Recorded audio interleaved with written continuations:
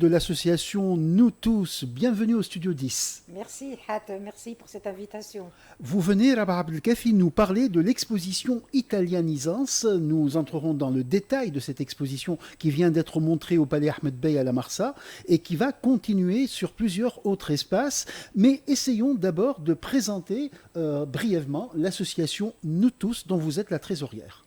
Oui, alors l'association Nous Tous est une association évidemment à but non lucratif dont les objectifs sont la valorisation du patrimoine, qu'il soit architectural, musical ou autre culturel, de la Tunisie et des minorités tunisiennes. Des minorités qu'elles soient autochtones, comme le sont les Noirs, les Juifs, les Amazirs, mais aussi les influences diverses, dont celles des Italiens, des Espagnols, des Grecs, des Turcs, des Andalous, etc. C'est-à-dire, c'est montrer la richesse culturelle de la Tunisie. Voilà de façon très brève la présentation de cette association. Et cette association s'est distinguée par l'organisation de plusieurs événements, parmi lesquels citons une exposition autour de l'œuvre de Jacques Pérez il y a quelques années. Il y a eu 2 expositions autour de l'œuvre de Jacques Pérez. Il y a eu une exposition sur la poterie du Chemla à Nabeul. Il y a eu plusieurs colloques. Un colloque sur la derja, la langue tunisienne l'année dernière, dont d'ailleurs les actes vont être publiés par Ibla en décembre. Nous avons beaucoup d'activités. Maintenant, je voudrais signaler qu'aujourd'hui, la présidente de l'association est Rajeb Ben Slema. Je suis la trésorière et Afef Ben Barak est la secrétaire générale. Et cette exposition italianisante a rassemblé une très belle équipe, une équipe vraiment plurielle, avec entre autres notre amie Silvia Finzi. Tout à fait. On a fait appel tout de suite à Silvia Finzi quand on a décidé de travailler sur l'architecture, ou plutôt l'influence italienne dans l'architecture de la ville de Tunis et de ses environs, pas seulement à Tunis, mais aussi dans certaines de ses banlieues, comme dans la basse vallée de la Medjerda. On a fait appel à Silvia parce que d'abord Silvia a un centre d'archives qui est extrêmement important. On a eu l'appui de la Dante également, Alighieri, et nous avons eu aussi la collaboration de nos amis du laboratoire d'archéologie et d'architecture maghrébine, et donc les chercheurs de ce laboratoire, ainsi que Silvia Finzi et tous ceux qu'elle peut connaître. Nous avons constitué des équipes de chercheurs et nous avons entamé ce travail de recherche, de rédaction de textes, de photographie et de mise en scène de cette exposition. La scénographie a été faite par Lies Mohamed et également par Houssem, qui est enseignant à l'université de Sousse. Alors cette exposition s'intitule Italianisance et elle se déploie selon 4 axes différents qui nous donnent une image globale de l'architecture italianisante en Tunisie. Oui, alors cette exposition a voulu être un peu originale. Tout le monde sait que la ville européenne, dite européenne, les quartiers francs de Tunis, là où nous sommes aujourd'hui, là où il y a la radio et la télévision tunisienne, c'était connu pour l'influence italienne. Nous en avons toujours parlé. Et cette influence italienne, elle est caractéristique du 19e siècle avec Art Nouveau et Art Déco. Ça, c'est ce qui concerne la ville européenne qui est la plus connue, que nous appelons couramment en arabe Bebhar ou la Porte de France et les différents quartiers francs. À côté de cela, l'originalité, ça a été de travailler sur les palais de la Médina, de Tunis, c'est-à-dire le patrimoine bellical, et voir l'influence de ce patrimoine, l'influence italienne dans le patrimoine bellical. Et il y a eu le palais Khiardine qui est à Okram. Nous avons essayé de montrer des palais qui sont comment vous dire, je ne dirais pas en ruine tout à fait, mais qui sont menacés, très sérieusement menacés, comme également le palais de l'Ariana. Et nous avons montré aussi des palais qui ont été restaurés et cela montre ce que ça peut devenir quand il y a restauration. Et nous avons montré le palais de la Rose, par exemple, qui est aujourd'hui le musée de l'armée. Il y a également le musée d'Orsar Saïd. À côté de cela, l'originalité, à mon avis, de l'exposition, c'est d'avoir montré une influence italienne dans les mosquées de Tunis. que ce soit, on a tendance à penser que la mosquée, par exemple, Hamouda Becha ou la mosquée de la rue des Teinturiers, etc., sont des mosquées qui sont d'une influence essentiellement turque. Bien sûr, l'influence turque est absolument indéniable. Ce sont des bâtiments ottomans. Mais à côté de cela, il y a une décoration italienne de style baroque et même de style rococo. Et c'est absolument magnifique de voir cet assemblage, ce travail du marbre, ce travail du stuc, ce travail de la décoration qui a atteint même le mihrab et le mambar, ce qui est quand même quelque chose d'assez... si vous voulez me poser une question, alors je finis le quatrième volet. Le quatrième volet, c'est, et là aussi je pense que le travail est original, c'est l'habitat rural, qui est un habitat qui n'a rien de très recherché, c'est simple. Je voudrais signaler pour qu'on comprenne pourquoi l'habitat rural, c'est que la population italienne a connu une très forte migration vers la Tunisie, hein, essentiellement les Siciliens. Ils sont arrivés en masse en Tunisie pour fuir soit la misère, soit le chômage, soit des fois même le poids social. Beaucoup de gens ont migré ici avec un savoir-faire, non pas dans l'architecture et dans l'artisanat, mais dans la culture de la terre. C'était des ouvriers agricoles qui ont choisi la basse vallée de la Medjerda et qui se sont implantés en petits villages, mais des villages structurés avec des toits en tuiles, ce qui est assez inédit chez nous, avec une petite église, avec une petite école à côté, c'est-à-dire il y a eu constitution de villages dans la basse vallée de la Medjerda. On voit très bien tout le travail qui a été fait et on a pensé qu'il était très très utile de montrer ces différentes facettes, c'est-à-dire il ne s'agit pas de montrer dans la culture uniquement ce qui relève du grand art, si vous voulez, mais de montrer aussi les traces de la présence des uns et des autres, parce que les traces, elles sont importantes dans l'art, mais elles sont aussi importantes dans les traditions que nous avons et dans même certaines pratiques de travail de la terre. Voilà grosso modo les quatre axes. Alors nous les avons appelés Novecento pour parler du 19e siècle de la ville européenne. Nous avons parlé également des palais bellicaux de la Médina, des mosquées de Tourba, parce qu'on a parlé de Tourbat el-Bay également. Et pour finir, on a parlé de l'habitat rural qui se trouve, comme je vous le disais, dans la région de Jdaïda, Matar, etc.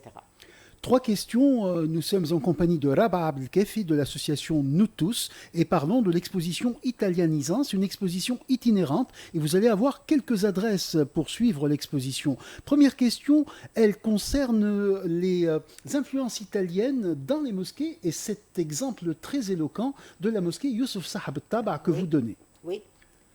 Oui, l'exemple de la mosquée Youssef Sahab Taba, comme je vous le disais, c'est un style tout à fait nouveau, le style baroque, le style rococo, qui se trouve à travers essentiellement le travail du marbre et de la décoration. Et de notre côté, en ce qui concerne la présentation, la typologie de tout ce que vous présentez, vous avez choisi de le faire par les architectes. Et c'est comme cela que nous nous retrouvons face à des notices biographiques de la plupart des architectes qui ont construit en Tunisie. Oui, tout à fait. On a parlé des architectes italiens qui ont travaillé ici. Nous avons rendu hommage également aux artisans. Et ce travail a été fait de façon scientifique. Tous les commentaires que vous avez et même les légendes sont le fruit d'un travail fait dans le cadre de cette association. Il y a beaucoup de membres de cette équipe qui travaillent avec nous et franchement, le travail de recherche a été très très important, ainsi que les photographies sont des photographies de qualité. Voilà donc ce que j'ai à dire. Vous parliez d'itinérance, Hatem. En effet, on a choisi l'itinérance parce qu'il s'agit d'atteindre plusieurs milieux. Si autant l'ouverture et le vernissage a été fait à la Marsa, non pas dans quel but, simplement parce qu'il y a un palais qui vient d'être restauré. C'est le palais Ahmed Bey. Ce palais a été restauré par Mahmoud Erdissi et on lui rend hommage pour ce travail absolument fantastique qu'il a fait. On s'est dit, puisque c'est Raffo, un Italien, qui est par ailleurs le gendre du Bey, qui a fait ce travail et à qui a appartenu ce palais, on s'est dit, puisqu'on fait un travail sur les Italiens, pourquoi ne pas faire connaître ce palais d'une part et d'autre part donner un certain prestige à toute association. Par ailleurs, on s'est dit il faut aussi atteindre les étudiants architectes, et c'est la raison pour laquelle l'exposition va migrer, elle aussi, comme les Italiens, vers l'école d'architecture et d'urbanisme qui est à Sidi Bou Saïd. L'ENO. Elle restera une semaine à l'ENO. Ensuite, Tawfiq Jbali et la galerie Théâtro vont accueillir 10 jours cette exposition avant qu'elle n'aille plus loin. On a d'autres possibilités. Nous voulons aller à l'intérieur du pays, atteindre, de sorte à en faire un instrument à la fois artistique et pédagogique. C'est ça le but de ce travail. Formidable, et peut-être un jour en Italie. On espère, ce serait extraordinaire. Alors, Rabaa Abdelkafi, je voudrais revenir maintenant sur les photographes, parce que le travail qui remplit les yeux, bien évidemment, lorsqu'on visite cette exposition, ce sont les photos. Et ces photos ont été véritablement didactiques et totalement pédagogiques, au-delà de leur qualité esthétique. Alors, il y a eu des critères de choix pour les photographies. Les chercheurs qui ont travaillé sur chacun une partie du travail. Par exemple, Ahmed Saadawi a travaillé sur les mosquées, Baya Labidi a travaillé sur les palais et également sur l'habitat rural. Il y a Houssem et Baya également, pardon, il y a Houssem qui a travaillé et Sabrina Ratas, que vous avez déjà reçu, qui ont travaillé sur les quartiers francs. Donc chacun s'est intéressé en consultant également des spécialistes comme notre amie Rosie, dont je ne veux pas dire le nom de famille parce que j'ai peur de l'écorcher. Candiani. Voilà, merci infiniment. À qui vraiment son soutien a été formidable. Elle était là, elle connaissait tout et elle a pu identifier les céramiques, elle a aidé, ainsi que Sabrina qui a une excellente connaissance. Bref, nous avons travaillé avec de vrais spécialistes et je les en remercie. Nous autres, l'association, notre travail était celui d'un chef d'orchestre en quelque sorte, de mettre les gens ensemble. Nous avons constitué une équipe de travail formidable et franchement, c'est une grande satisfaction pour l'association. Et également le public qui a été nombreux à venir voir l'exposition pendant 5 jours, je pense. Ah oui, alors 3 jours, ou plutôt 4, excusez-moi. Le public était très intéressé. Beaucoup de gens, il faut être honnête quand on parle, beaucoup de gens sont venus découvrir le palais. Et beaucoup de gens, en voulant découvrir l'exposition, ont découvert le palais. C'est-à-dire qu'ils avaient un exemple concret dans lequel ils ont pu circuler par eux-mêmes et découvrir ce que représentent les photos. C'est-à-dire ce que l'on voit, les céramiques que l'on voit sur des photos, ils ont pu les voir, les identifier eux-mêmes et les reconnaître. On voyait d'ailleurs les gens dire « Ah tiens, regarde, telle chose est là ». Et c'était très intéressant tout ça. Et tous les panneaux qui sont présentés sont bilingues. Tous les panneaux qui sont présentés sont bilingues. On avait l'intention d'avoir une version italienne également, parce qu'il y a quand même beaucoup de gens qui lisent l'italien ici, et ça aurait été une bonne idée. Sauf qu'il y aurait eu trop de textes, et l'exposition aurait été un peu encombrée et difficile à consulter. Alors, le titre de l'exposition, c'est Italianisance, un joli néologisme. Oui, il est très inspiré d'arabisance, évidemment. C'est lorsque on introduit un certain style dans un style local. C'est ça l'idée. En fait, ce que l'on veut montrer à travers cette exposition, c'est la rencontre de cet apport italien sur un savoir-faire, également une tradition tunisienne. Et c'est la rencontre de tout ça, de la même manière que l'arabisance, c'est la rencontre d'une culture tunisienne avec l'apport de la modernité. Là aussi, c'est un peu la même chose. Et là, c'est l'influence essentiellement italienne. D'où le néologisme. Et la grande surprise de l'exposition, ça a été de découvrir l'habitat rural, un sujet qui n'a jamais été abordé architecturalement parlant. Vous voulez, pour être honnête, personnellement, lorsque Baya Labidi nous en a parlé, j'étais un petit peu étonnée.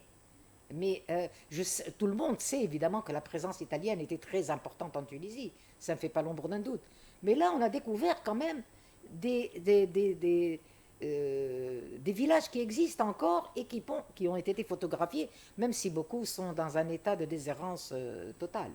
Si on reprenait un peu, Rabah Abdelkefi, les 4 axes principaux de cette exposition pour rafraîchir un peu la mémoire de notre auditoire ou peut-être en parler à ceux qui viennent de nous rejoindre. Donc 4 grands axes, le Novecento, les mosquées Torba, les palais beylico et l'habitat Et rural. l'habitat rural. En synthèse. Voilà, donc tout ça, ça montre la présence italienne n'est pas uniquement dans les espaces urbains, mais dans les espaces également ruraux. Il faut dire aussi que cette influence n'est pas uniquement à Tunis. Nous avons travaillé dans la ville de Tunis parce qu'il faut cerner un sujet, mais cette présence italienne marque beaucoup la Tunisie, car les Italiens ont été bien nombreux pendant, en tout cas, le 19e siècle et le début du 20e siècle. Exposition italianisance, très bientôt ce sera à l'École nationale d'architecture et d'urbanisme de Sidi Bou Saïd. Elle est déjà installée à Sidi Bou Saïd, on peut déjà la visiter. Et puis elle ira à El Teatro. Après, elle ira à El Teatro à partir du 22 octobre. Très très bien, une initiative de l'association Nous Tous, relayée entre autres par la Dante Alighieri et plusieurs soutiens. Merci beaucoup. Merci Rabah Abdelkefi, restez avec nous sur RTCI et retrouvez notre invité sur les réseaux sociaux de RTCI. Merci.